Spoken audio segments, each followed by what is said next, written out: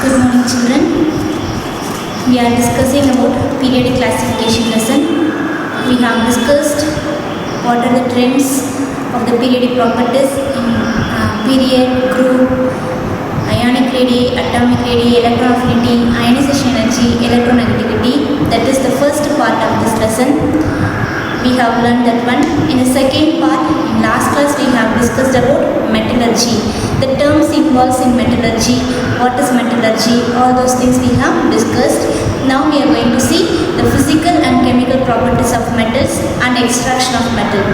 Okay, so first we are going to see the physical properties of metal.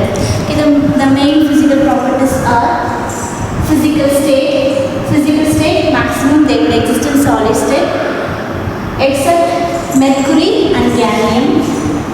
The next, lustrous. Lustrous means the shiny appearance. Metals will have shiny appearance. The hardness, melting point, boiling point, density, ductility. Ductility is nothing but we can draw into a thin wires. We can draw the metals in the form of wires. Okay, thin wires we can draw. Then malleability. Malleability means we can make the metal in the form of sheets, thin sheets. Okay, that is malleability. Conductivity, metal easily conduct heat and electricity. Then solubility, it do not dissolve in liquid solvents. Okay, so these are the physical properties. Now we are going to see these physical properties in the video now. Have you seen a copper vessel, an aluminium bucket, gold jewelry, silver anklet, iron rod?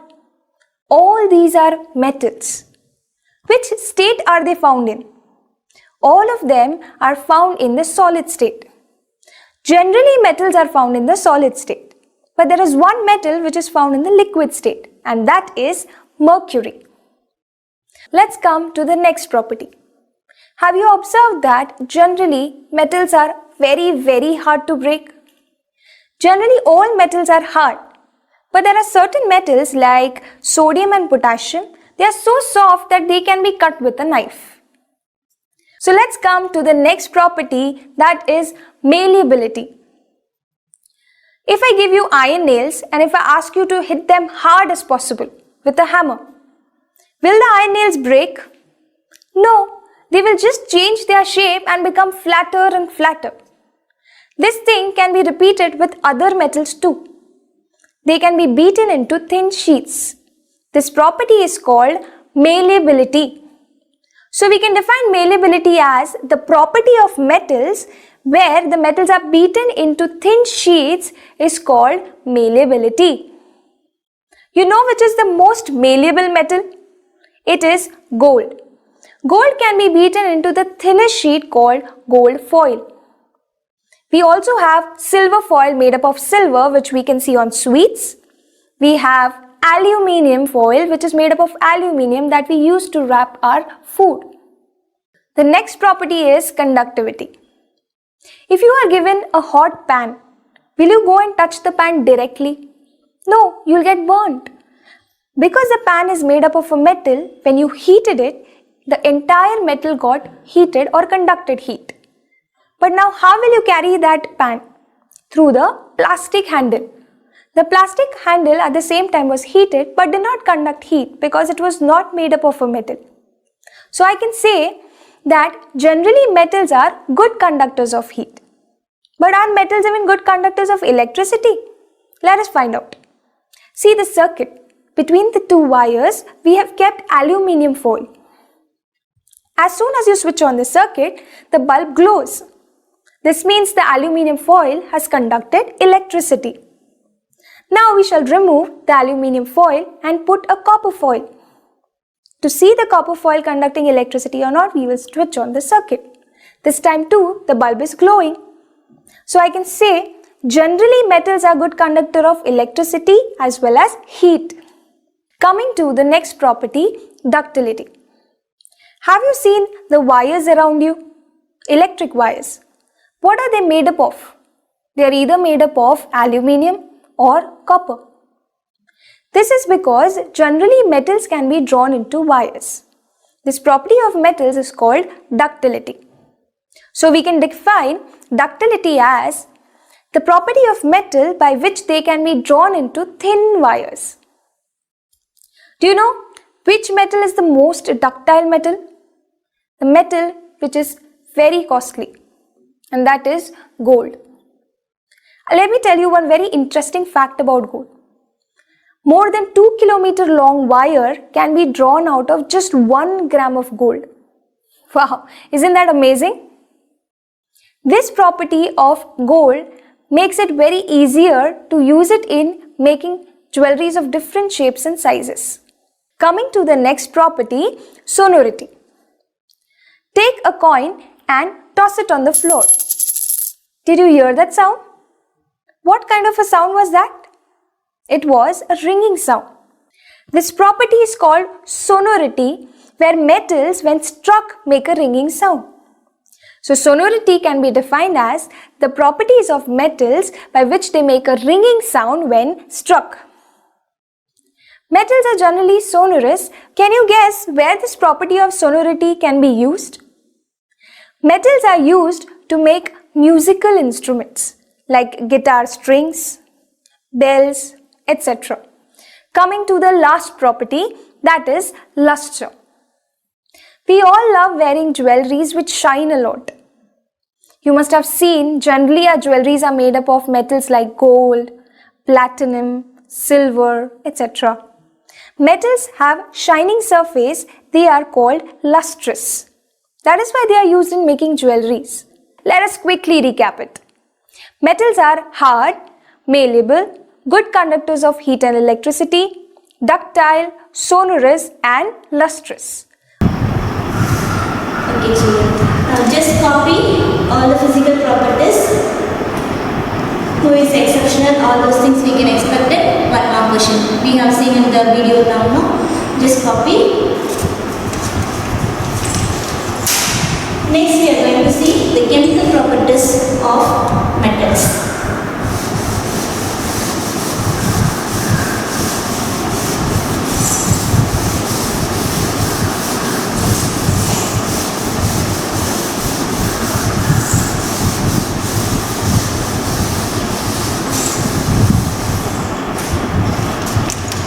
Now the chemical properties. First property here, valence electron. Valence electron, we know what is valence electron. Valence electron is nothing but the number of electrons present in the outermost shell. Okay, that is valence electron. This metals maximum they show the valence electron of 1, 2, 3. Maximum the valence electrons in the metals are 1, 2, 3.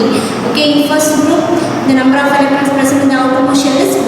So the valence electron of the first group is 1. For second group it is 2. Okay, so like that. This is in one more question you can expect. Okay, what is the valence electron of metals? 5, 6, 3, like that they can ask. Okay, 1, 2, 3. Okay, one day you have to choose this one. The next one here, the next property, formation of cations. Otherwise we can say the electropositive nature of metal. Why the metals are electropositive nature? Like that we can ask. Okay, so formation of cations. Why they are forming cations easily? Okay, the metals actually they are occupying the periodic table the first group. Okay, so first group, second group. Here actually every element present in the periodic table they want to attain the noble gas configuration. By losing the electron or by gaining the electron, they want to attain this noble gas configuration. That means they want to fulfill the octet rule. 8 electrons they must have in the outermost shell. Okay, so for that purpose, this metals easily lost electron. If they lost only one electron, easily they will attain the noble gas configuration. Just for example, let me take here sodium and neon. Here neon is a noble gas. What's the atomic number for neon? You can see in your book in page number 108.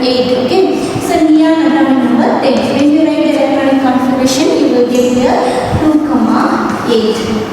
Okay, for sodium atomic number 11. When you write it for this 2,8,1. So every element want to attain the noble gas configuration, that is, it must have the filled electrons, the outer shell 2,8 it must have. Okay, if you notice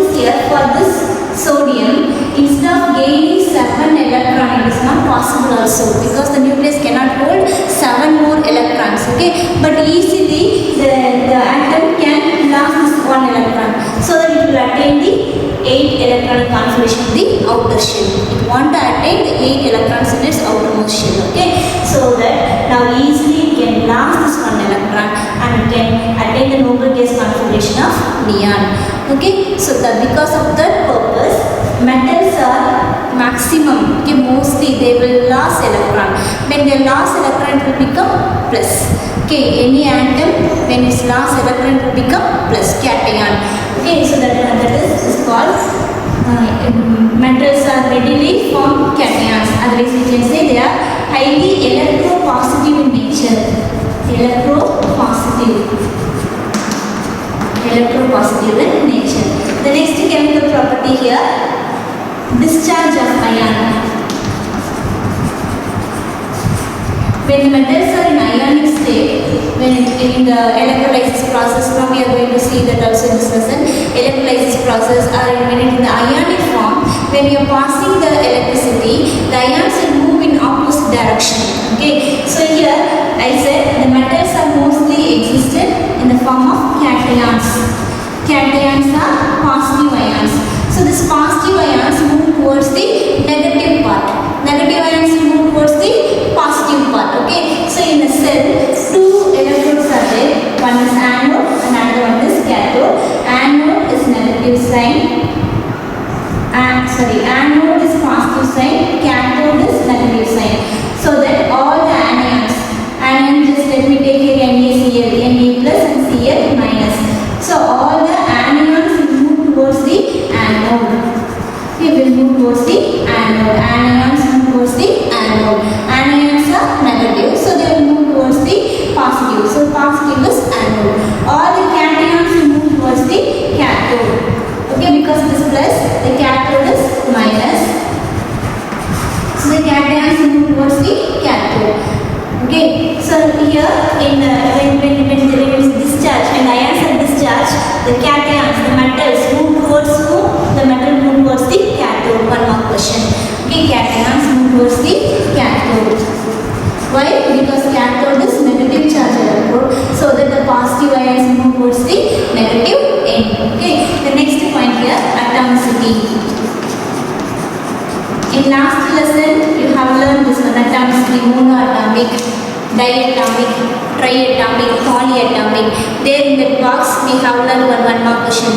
All the noble gases and all the metals are monoatomic. Okay, we have learned. Okay, so atomicity of the metals is monoatomic.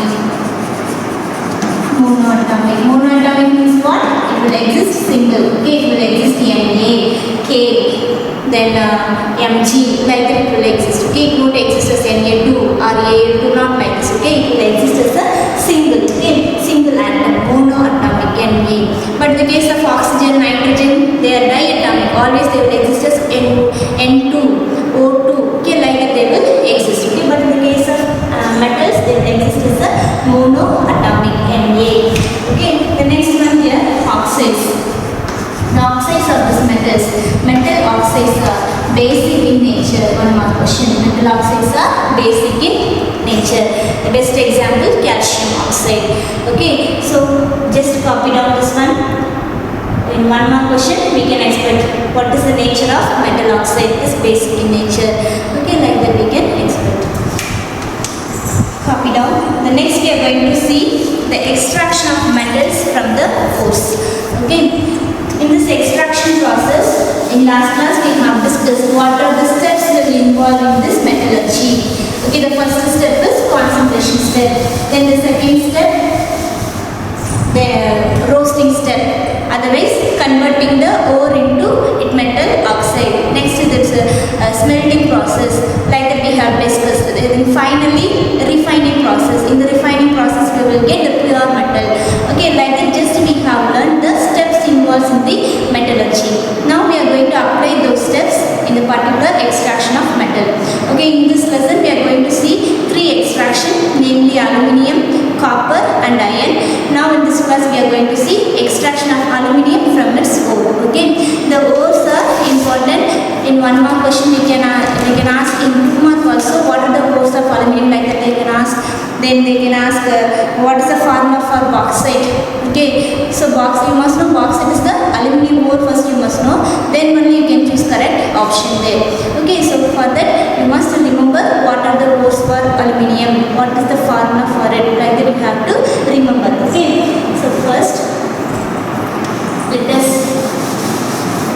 Right now the extraction of aluminium.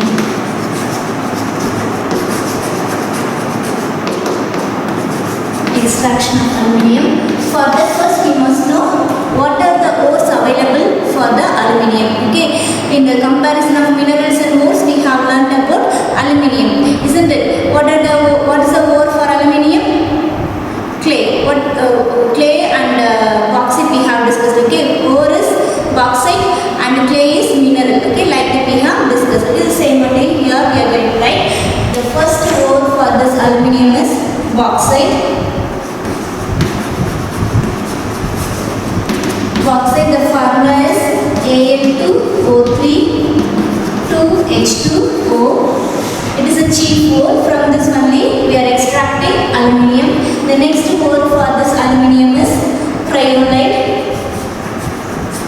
The formula for cryolite is Na3Al(F6).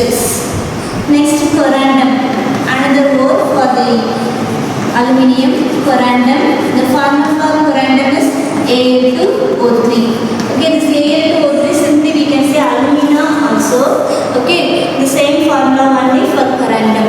Okay, this is one more question. In match it also they can give in different order. They will ask you to match. Okay, so you must remember the formula. Okay, the next one here. This aluminium is the most abundant metal. Okay, you must remember the word. It is metal. Okay, most abundant element means it is different. Okay, so most abundant metal, which is the most abundant metal, is aluminium. Okay, the next one here, it exists in combined state because aluminium is more reactive, so it won't exist in native state. It will exist in the combined state. In combined state means with oxygen and with some other metal. Okay, like sodium and fluorine here. Okay, like that it will combine and will exist in the form of compound. Okay, so one more question. Which is the most abundant metal? Is aluminium. Whether it will exist in combined state or native state? It will exist in combined state. What is the formula for cryolite? What is the formula for corundum? Like that they can ask in one more question. Okay, next we are going to see the steps involved in the extraction of aluminium. Okay, here two steps are involved here. First step is Bayes process and second step is Hall's process. Okay, this Bayes process and Hall's process, just they are giving the name of the particular scientist. Here the reaction which is actually taking place here, let me write the first step as usual, the concentration step. Okay, concentration step means first they will take the ore from the ground and they will remove the impurities. Okay, they will remove the impurities. They will make the ore's concentration high. Okay, that is called concentration step. Okay, the next here they are taking the concentrated ore and they are converting into a chemical compound. Okay, now let us see here. The first step is conversion of ore. What is the ore we are taking here? Bauxite. Conversion of bauxite into alumina. Okay, alumina is Al2O3. Don't confuse with the corundum. It is alumina Al2O3. Their corundum along with alumina many impurities also will be there. But here it is conversion of bauxite into alumina, only Al2O3. Okay, trace amount of impurities will be there. That will be recovered in the next process. Okay, so the first step, conversion of bauxite into alumina. This process only is known as Bayes process. One more question. Bayes process. Here in Bayes process, first we are taking the bauxite. We are treating this bauxite with concentrated caustic soda. Okay, we are taking the caustic soda. Then we are heating at the temperature of 150 degrees Celsius with some amount of pressure. And finally we are getting sodium meta-aluminate. This is the first step involved in the conversion of bauxite into alumina. Sodium meta-aluminate. Okay, so bauxite is a ore. Caustic soda is nothing but the sodium hydroxide. Okay, so when we treat both of this, we will get sodium meta-aluminate. Okay, in the next step, in second are taking the sodium meta-aluminate and we are diluting them. Diluting means just we are adding water to that. Okay, when you add water to the sodium meta-aluminate,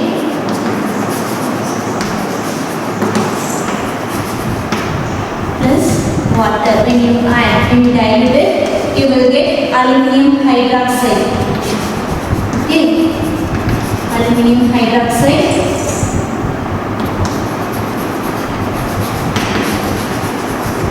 Actually, if you write in the form of equation, it will be very easy, but in your book, they don't want to give more equation for you, that's why they have written in the words.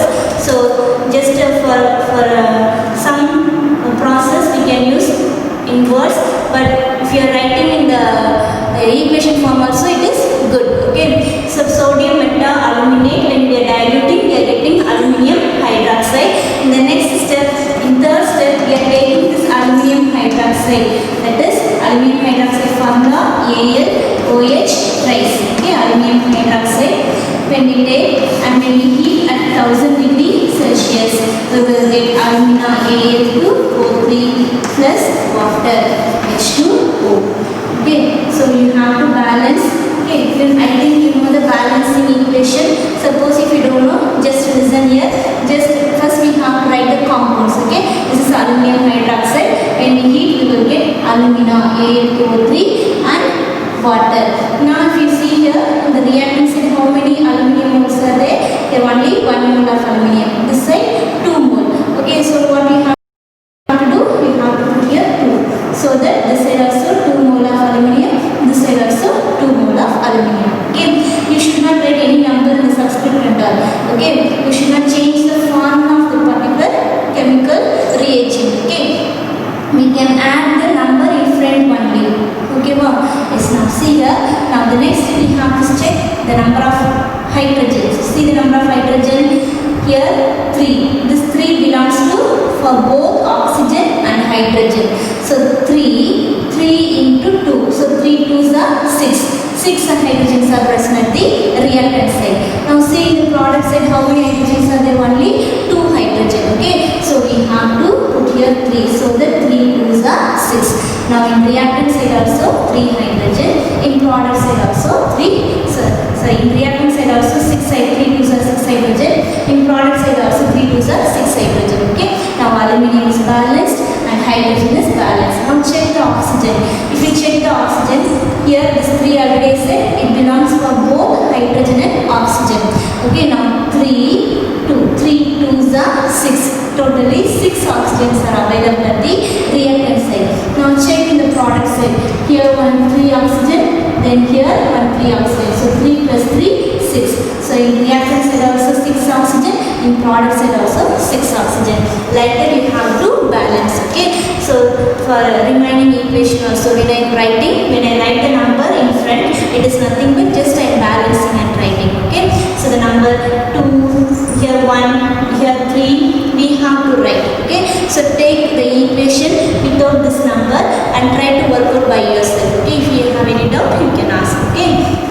This balancing equation, actually you are learning from 8th standard and 9th standard. Suppose if you don't know, so no problem. Just a very easy one. Okay. Just check how many moles are at reactant side, how many moles are at the product side. Just you can balance it. Okay. Yes.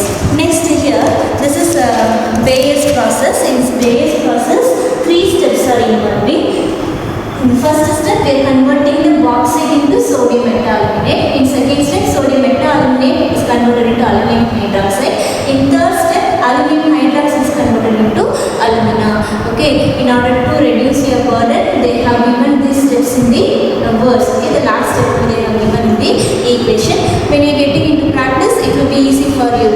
Okay, instead of writing this words, you will write the equation. Okay, such easy one. All these equations are. Okay, no? Yes, just go through this first step. It is separately they can ask in 2 mark question. Actually, we are having 4 mark, so we can expect in 4 mark also. Okay, Bayes process.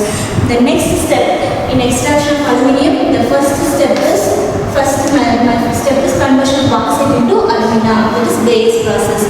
What's the second step? I said Hall's process. In that Hall's process only, we are converting the alumina into aluminium. Okay, pure aluminium. We will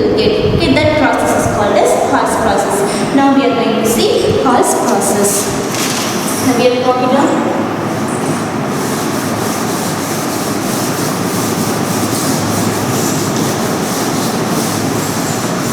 Okay, first step is over. The second step involves in extraction of aluminium is converting alumina into aluminium. Converting alumina into aluminium, pure aluminium. Our aim also we want to extract pure aluminium. Okay, this process is known as Hall's process. This is also scientist's name. Okay, in this Hall's process, actually, the electrolytic reduction reaction is taking place. Okay, electrolytic reduction. Let me write here, electrolytic reduction. One more question. Hall's process is electrolytic reduction process. This electrolytic reduction is nothing but here we have to take one cell. That is the cell apparatus. Here we will have anode and cathode. Just now I have explained what is anode and cathode. Here two electrodes will be there. Anode is positive and cathode is negative. Okay. Here when we pass the electricity, the ions which is present here. Okay, one cell means two electrodes and the electrolyte, the solution. Okay, the electrolyte will present. In it we will take the impure aluminium, or in future in the lesson next we are going to see. Okay, the copper and iron also. The impure one we will take at the anode part. Then when we pass the electricity, the impurities will settle at the bottom. We will call that as anode. All those things we are going to see. Again we are going to repeat the same only. Okay. So just now listen. This is anode. Anode is positive and cathode is negative. So that all the cations move towards the cathode. Okay. So now here aluminium is a metal. Metals are highly electropositive in nature, I said. Okay. So when you pass the electricity, the particular compound will separate into ion. So aluminium will separate as Al3+. Okay. Al3+. So that the cation will move towards the cathode and it will deposit at this cathode position. So that we can take the cathode outside and we can collect the particular metal. Okay. But in this case, we are not taking the impure aluminium. We are taking alumina. Okay. So how we can do this process, the electrolytic process? So here we are taking apparatus like this. This apparatus, this is lined with iron. Okay. Iron sheet is lined here. And inside carbon is coated. Okay, this is carbon is coated. Outside is steel. Okay, iron. Inside carbon is coated. This is acting as a cathode. Now the tank itself is acting as a cathode. And here we are keeping the anode. Anode, this carbon rods. Okay, the carbon rods are there. Inside we are taking our solution, the alumina. Okay, here we are taking the alumina. Here the process, along with this alumina we are adding cryolite also. The reason I will tell why we are adding cryolite here, this in order to reduce the temperature. Okay, when the electricity is passed, here the high temperature will produce. At the high temperature, the aluminium may evaporate. Okay, it will convert into gas form and it will be evaporated outside. Okay, in order to prevent that reaction, we are adding cryolite to reduce the fusion temperature. Okay, so that the aluminium will exist in the form of molten state, liquid and solid. Okay, such state is called as molten state. It will exist in the form of molten state. Okay, for that purpose, we are adding cryolite to reduce the fusion temperature. At a high temperature, aluminium will evaporate again as aluminium oxide. Okay, it will become into gaseous form. Okay, so one more question: what is the purpose of adding cryolite in the Hall's process? Okay, like that they can ask. When they pass electricity, now this is cathode, I said. This is anode. All the molten aluminium will come. Already I said here, no, aluminium will deposit where? Aluminium will deposit at the cathode position. So all the molten aluminium will come and deposit at the bottom. Okay, the remaining the impurities will deposit at the top. Okay, so this process is called as Hall's process. Finally, we can collect this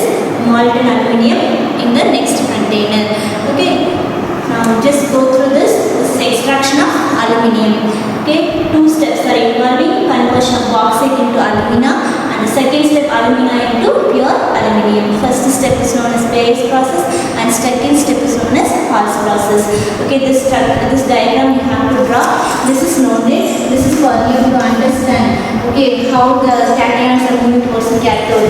Okay, why this aluminum is coming and forming the layer near to this end. Okay, for that reason only I have given. Okay, so in your book they have written which is acting as a cathode and which is acting as an anode, who is the electrolyte. Okay, all those things they have given. The temperature also they have mentioned. The temperature is here 900 to 950 degree Celsius, and the voltage produced here it is 5 to 6 volt. Okay, then the overall reaction taking place here it is Al2O3. It is decomposes as Al plus oxygen, aluminium plus oxygen. Now we have to balance. How will you balance this side? How many aluminiums are there? 2. Okay, this side only 1. So when you put here 2, in reactant side also 2 aluminium, in product side also 2 aluminium. See the oxygen here it is 3. Here it is 2. So how will you balance? Now when you put here 2, now it will become 2 3s are 6. Here only 2 moles of oxygen are. So here you have to put 3, then 3 2s are 6. That's all. Okay, so the equation is balanced. Okay, like that you have to write. Just go through this. The next we are going to see physical properties and chemical properties of this aluminium. Aluminium, you know the aluminium color. Okay, aluminium is what color? It is silvery white. Okay, the aluminium foil that you have seen, no, is in chocolate wrappers. Okay, you can see that aluminium foil with that. Okay, so silvery white in color. It is very low density.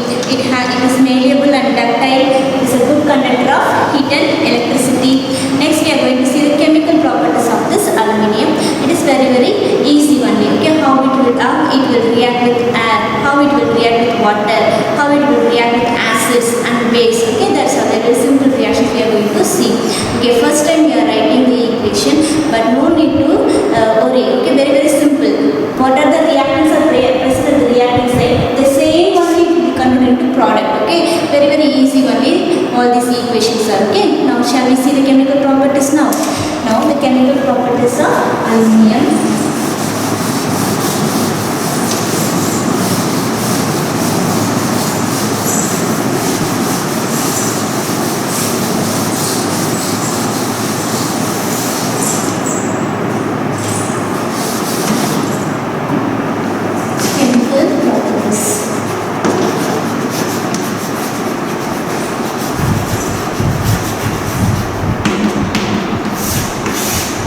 Chemical properties. The first property, reaction with air. Simply if you keep the aluminium with air, it won't react. Reaction with air. Okay, do not react with dry air. Okay, there is no reaction with dry air.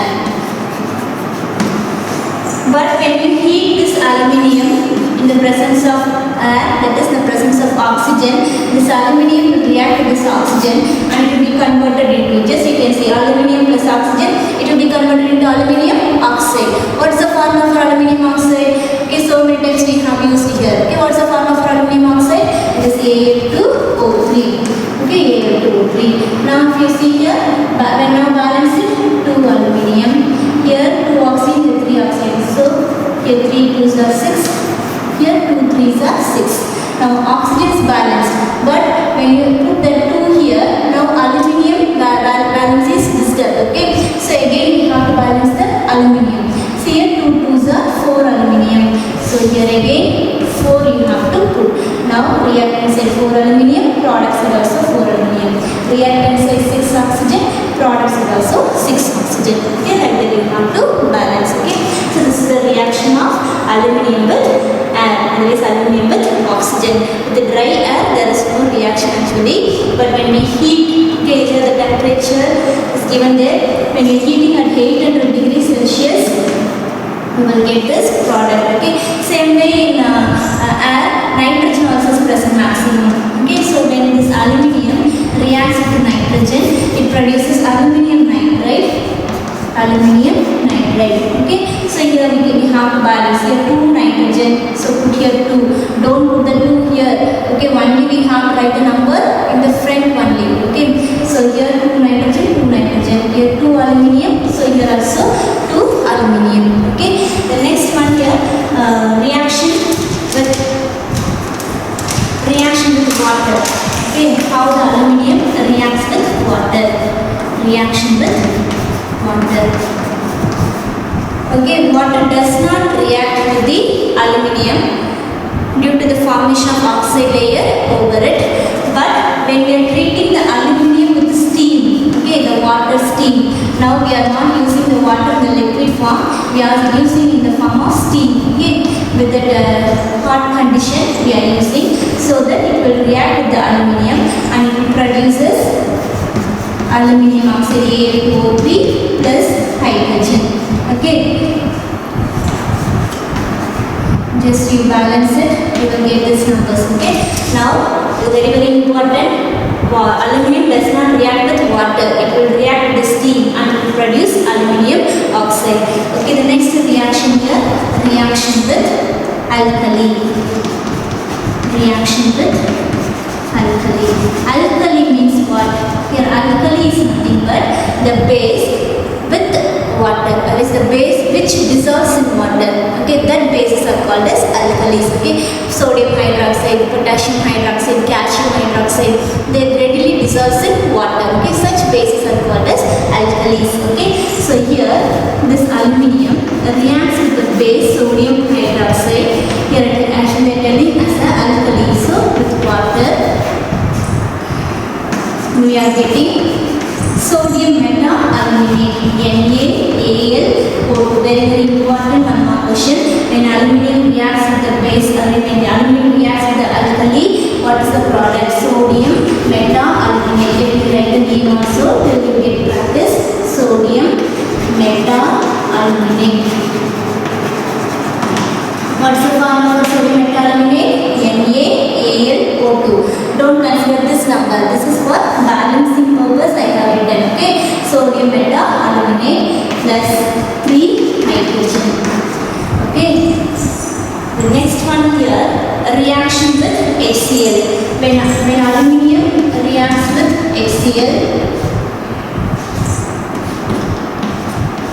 we are getting aluminium chloride. Aluminium plus hydrochloric acid, it is aluminium chloride. Okay, we are writing aluminium plus oxygen, aluminium oxide. Same way aluminium plus hydrochloric acid, aluminium chloride. Aluminium chloride plus hydrogen. Okay, the next one here with sulfuric acid. How does aluminium react with sulfuric acid? H2SO4. Here we have to remember one thing, with dilute and concentrated, like the table. Okay, when the hydrochloric acid reacts with aluminium, if it is in dilute condition or concentrated condition, no problem, it will produce the same product, aluminium chloride and hydrogen. The gas involved here it is hydrogen gas. But in the case of sulfuric acid, when aluminium reacts with the sulfuric acid, it produces aluminium sulfate. How it produces the aluminium chloride? Same aluminium plus sulfuric acid, aluminium sulfate. But the aluminium along with the aluminium sulfate, we will get sulfur dioxide and hydrogen based on the concentration. If it is a dilute sulfuric acid, we will get hydrogen. But if it is a concentrated sulfuric acid, we will get sulfur dioxide. One more question. Okay, when they are asking a question, you have to check whether it is a concentrated or dilute. This is for dilute, this is for concentrated. In concentrated reaction, we will get the same aluminium sulfate Al2SO4 thrice. These numbers are present in the formula itself. Okay, in your 9th standard you have learned no crisscrossing method. You know how to write the formulas. Okay, formulas using the ions. Aluminium is plus 3 oxidation state and SO4 is -2. When you do crisscrossing, you will get this number. Okay, so don't confuse with the balancing number and all. Okay, simply it is formula. Okay, Al2SO4 thrice plus sulfur dioxide SO2 and H2O. 3SO2, here 2 aluminium, here 6H2SO4. you will get the numbers like this. Now if you notice, with the dilute sulfuric acid you are getting hydrogen gas, with the concentrated sulfuric acid you are getting sulfur dioxide gas. Okay, so just go through this. Then finally, in your book they have given more to know. What box they have given? In that box they have mentioned this aluminum does not have any reaction with nitric acid, whether it may be in dilute condition or in concentrated condition. Okay, here actually we are always will discuss about these three acids mainly: hydrochloric acid, sulfuric acid, nitric acid. Hydrochloric acid is concentrated dilute the same reaction. Sulfuric acid they have given in different reaction, but nitric acid do not react with aluminium. Okay, why? What is the reason? Because it forms a layer around the aluminium. Okay, when you add, suddenly it form a layer around it. The oxide layer will form. Okay, further the aluminium cannot react with the nitric oxide. The oxide layer will form around the aluminium. Okay, that is the reason. That is a 2-mark question. Why it shows passiveness? Why it renders the reactivity? Like that they will ask. Okay. Finally, reducing agent. This aluminum can act as a best reducing agent. 1-mark question. Reducing agent. When you add this aluminum to the iron oxide Fe2O3, the iron oxide will be converted into iron Fe. Okay, it is a reduction reaction. What is reduction reaction? Removal of oxygen. Oxidation means addition of oxygen. So here from the Fe2O3, O3 is the removed. Okay, 1 is converted into Fe at the product side. Okay, so reduction process, removal of oxygen is taking place. Who is doing that work? Aluminium is doing that work. That's why we are telling aluminium is acting as a reducing agent here. Okay, so Fe2O3 is converted into Fe and A is converted into Al2O3. Okay. Now when you balance it, here you will get 2 in Fe and here 2 Al2O3, 2 Al. That's all children. Just go through this chemical properties, how it will react with air, how it will react with water, with the alkali and with acids, hydrochloric acid, sulfuric acid and nitric acid. Nitric acid, there is no reaction with HNO3, there is no reaction. Finally, the reducing action of aluminium. Okay, very simple one day. If you write 2 or 3 times, it will be very easy for you. First time you are writing the equation, so just practice 2 or 3 times. Okay, then only the further lessons you will feel easy. Okay, finally uses of this aluminium. It is used for household purpose. The aeroplanes are made up of this aluminium. In the cable works also, in the electrical industry also, we are using this aluminium. Okay, children. Now I am going to teach you one problem. They will ask this type of problems based on this chemical properties. In 11th standard, 12th standard, when you are coming, you will expect this type of questions. Okay, they will ask particular compound. It is silvery white and particular metal or element. It is silvery white in color. Okay, so they will give a clue in the question itself. The element A is silvery white in color. What is silvery white in color? Aluminium is silvery white in color. So A is what now? Aluminium. Next they will say the element A reacts with steam and produces the compound B. So you have to think A is silvery white, it is aluminium. It reacts with steam and produces B, they are telling. So where it is A, aluminium, reacts with steam, it produces B. So what is the B now? B is now aluminium oxide. So B is aluminium oxide, Al2O3. Next they will say A reacts with an alkali and produces compound C. Okay, so like that. A reacts with sulfuric acid, dilute sulfuric acid and gives compound C. Whatever they are giving. Okay, you have to remember the equation. With whom it reacts, what is the product. You must remember the product. Okay, like that they will ask in 2-mark question or 4-mark question. In your book bag, you can find this question. The same question is there at the book bag. Just you go through this. If you see this equation, you can write the answer. Just I have given the idea also. Okay, from the color, they will give you the clue also there. What is the color? Others they will give the electronic configuration. Others they will give atomic number.